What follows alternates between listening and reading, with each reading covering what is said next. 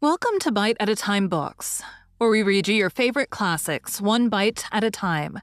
My name is Bree Carlile, and I love to read, and wanted to share my passion with listeners like you. Be sure to follow the show on your favorite podcast platforms so you get all the new episodes. Or you can follow the show on YouTube, where we have playlists for all the stories. You can find us on all the social medias at Bite at a Time Books, or on our website, biteatatimebooks.com, where you can also sign up for our newsletter for more information on what we're reading and what's coming next for the podcasts. We're part of the Bite at a Time Books Productions Network. If you'd also like to hear what inspired your favorite classic author to write their novels, and what was going on in the world at the time, check out the Bite at a Time Books Behind the Story podcast, Tuesdays, wherever you listen to podcasts. Today we'll be continuing The Hound of the Baskervilles by Arthur Conan Doyle. Chapter 3. Bite 2.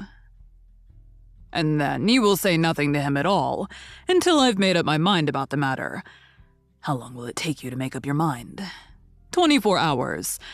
At 10 o'clock tomorrow, Dr. Mortimer, I will be much obliged to you if you will call upon me here, and it will be of help to me in my plans for the future if you'll bring Sir Henry Baskerville with you. I will do so, Mr. Holmes. He scribbled the appointment on his shirt cuff and hurried off in his strange, peering, absent-minded fashion. Holmes stopped him at the head of the stair. Only one more question, Dr. Mortimer. You say that before Sir Charles Baskerville's death, several people saw this apparition upon the moor. 3 people did. Did any see it after? I've not heard of any. Thank you. Good morning. Holmes returned to his seat with that quiet look of inward satisfaction, which meant that he had a congenial task before him. Going out, Watson. Unless I can help you. No, my dear fellow. It is at the hour of action that I turn to you for aid. But this is splendid, really unique from some points of view. When you pass Bradley's, would you ask him to send up a pound of the strongest shag tobacco? Thank you. It would be as well if you could make it convenient not to return before evening. Then I should be very glad to compare impressions as to this most interesting problem which has been submitted to us this morning. I knew that seclusion and solitude were very necessary for my friend in those hours of intense mental concentration during which he weighed every particle of evidence, constructed alternative theories, balanced one against the other, and made up his mind as to which points were essential and which immaterial. I therefore spent the day at my club and did not return to Baker Street until evening. It was nearly 9 o'clock when I found myself in the sitting room once more. My first impression as I opened the door was that a fire had broken out, for the room was so filled with smoke that the light of the lamp upon the table was blurred by it. As I entered, however, my fears were set at rest, for it was the acrid fumes of strong, coarse tobacco which took me by the throat and set me coughing. Through the haze, I had a vague vision of Holmes in his dressing gown, coiled up in an armchair with his black clay pipe between his lips. Several rolls of paper lay around him. "Caught cold, Watson," said he. "No, it's this poisonous atmosphere. I suppose it is pretty thick, now that you mention it." "Thick? It is intolerable." "Open the window, then. You've been at your club all day, I perceive." "My dear Holmes, am I right?" "Certainly, but how?" He laughed at my bewildered expression. "There is a delightful freshness about you, Watson, which makes it a pleasure to exercise any small powers which I possess at your expense. A gentleman goes forth on a showery and miry day. He returns immaculate in the evening with the gloss still on his hat and his boots. He has been a fixture there for all day. He is not a man with intimate friends. Where then could he have been? Is it not obvious?" "Well, it is rather obvious." "The world is full of obvious things which nobody by any chance ever observes. Where do you think that I have been?" "A fixture also." "On the contrary, I've been to Devonshire." "In spirit?" "Exactly. My body has remained in this armchair, and has, I regret to observe, consumed in my absence 2 large pots of coffee and an incredible amount of tobacco. After you left, I sent down to Stamford's for the ordnance map of this portion of the moor, and my spirit has hovered over it all day. I flatter myself that I could find my way about. A large-scale map, I presume? Very large. He unrolled one section and held it over his knee. Here you have the particular district which concerns us. That is Baskerville Hall in the middle. With a wood round it? Exactly. I fancy the yew alley, though not marked under that name, must stretch along this line, with the moor, as you perceive, upon the right of it. This small clump of buildings here is the hamlet of Grimpen, where our friend Dr. Mortimer has his headquarters. Within a radius of 5 miles, there are, as you see, only a very few scattered dwellings. Here is Laughter Hall, which was mentioned in the narrative. There is a house indicated here, which may be the residence of the naturalist.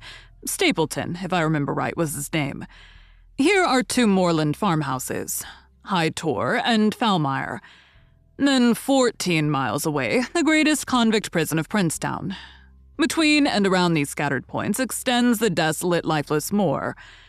This, then, is the stage upon which tragedy has been played, and upon which we may help to play it again. It must be a wild place. Yes, the setting is a worthy one. If the devil did desire to have a hand in the affairs of men, then you are yourself inclining to the supernatural explanation. The devil's agents may be of flesh and blood, may they not? There are 2 questions waiting for us at the outset. The one is whether any crime has been committed at all.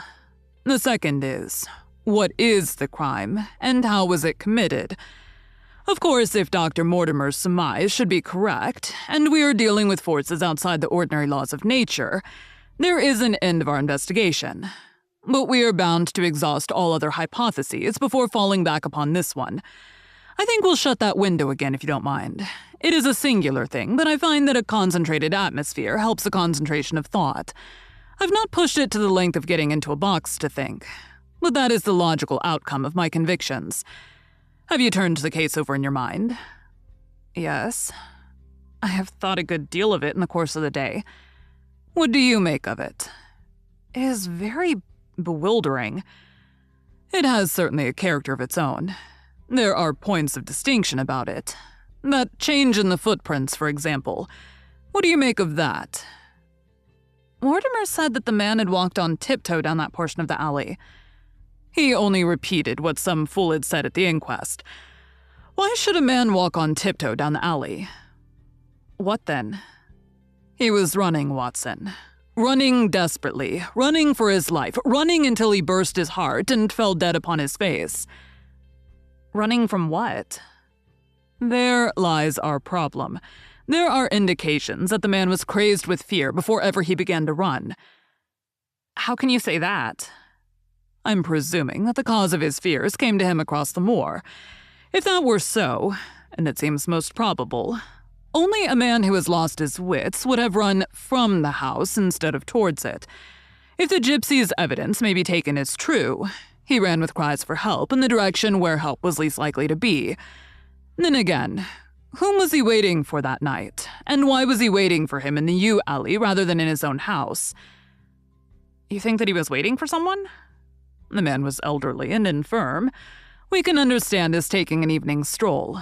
But the ground was damp and the night inclement. Is it natural that he should stand for 5 or 10 minutes as Dr. Mortimer, with more practical sense than I should have given him credit for, deduced from the cigar ash? But he went out every evening. I think it unlikely that he waited on the moor gate every evening. On the contrary, the evidence is that he avoided the moor.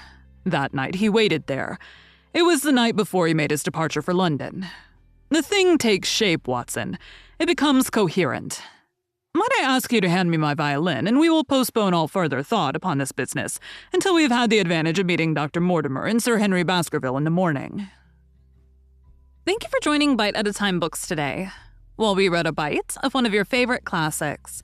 Again, my name is Bree Carlile, and I hope you join us tomorrow for the next bite of The Hound of the Baskervilles. If you enjoyed our show, be sure to follow us so you get all the new episodes. We would also love for you to drop us a rating on your favorite podcast platform. You can catch us on all the social medias at Bite at a Time Books, or check out our website, biteatatimebooks.com, where you can sign up for our newsletter. Our show is part of the Bite at a Time Books Productions Network. If you would also like to hear about the authors who write the books we read on the show, check out the Bite at a Time Books Behind the Story podcast, wherever you listen to podcasts, or on biteatatimebooksbehindthestory.com.